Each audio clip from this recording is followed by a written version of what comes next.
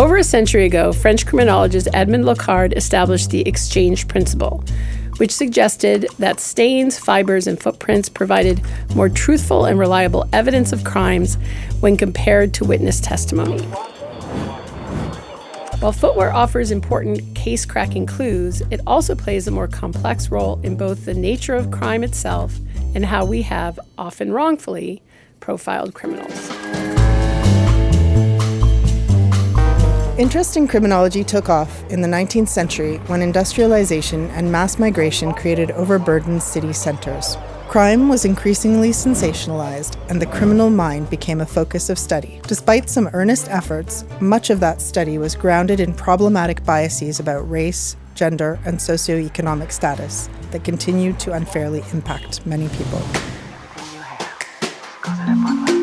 The phrase "the butler did it" is a long-standing trope in detective fiction that reflects class-based tensions and assumptions about criminality.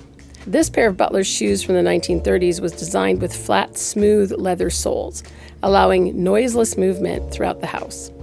Butlers had access to the entire home, and their servant class status often made them prime suspects of domestic crimes, right or wrong. Mind if I talk to you for a few minutes? No, I haven't anything else to do.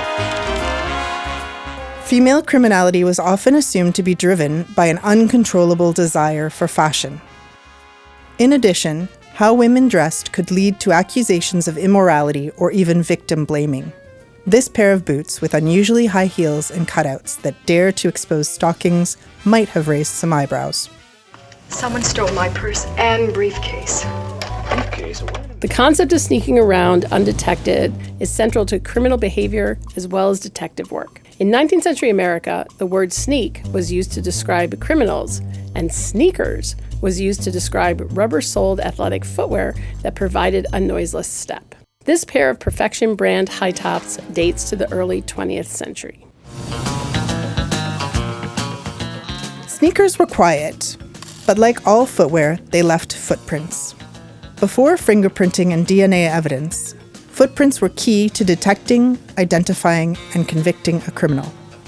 At the turn of the 20th century, French criminologist Alphonse Bertillon, the inventor of the mugshot, started tracking the nails used by shoemakers in Paris and Brittany, creating a rudimentary database to help identify footprints.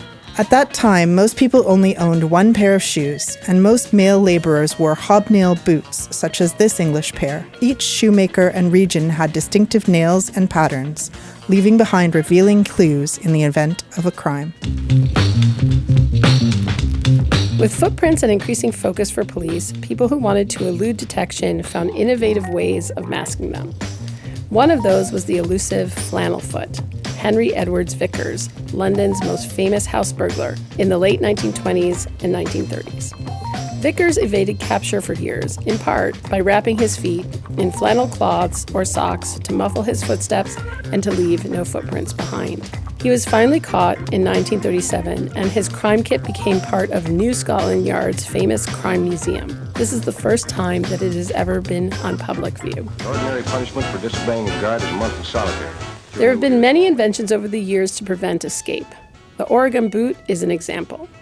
Patented by prison warden John Gardner in Oregon in 1866, single Oregon boots, often weighing up to 28 pounds, were placed on a prisoner's legs during transport.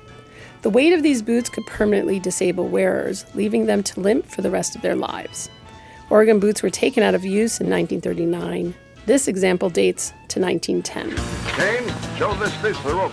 In the 19th and 20th centuries, shoemaking was often taught in prisons as a skill that could offer employment after release. For example, the Kingston Penitentiary, the first federal prison in Canada, taught shoemaking from 1835 well into the 1970s. Here's an assortment of tools and a completed shoe from the Kingston Penitentiary's Industrial Shoe Department, on loan from Canada's Penitentiary Museum in Kingston and the Fashion Research Collection at Toronto Metropolitan University. Arthur Conan Doyle, author of Sherlock Holmes, once wrote, "There is nothing more deceptive than an obvious fact." As this exhibition shows, it is always worth investigating how we perceive things, who is deemed criminal, and what constitutes the facts.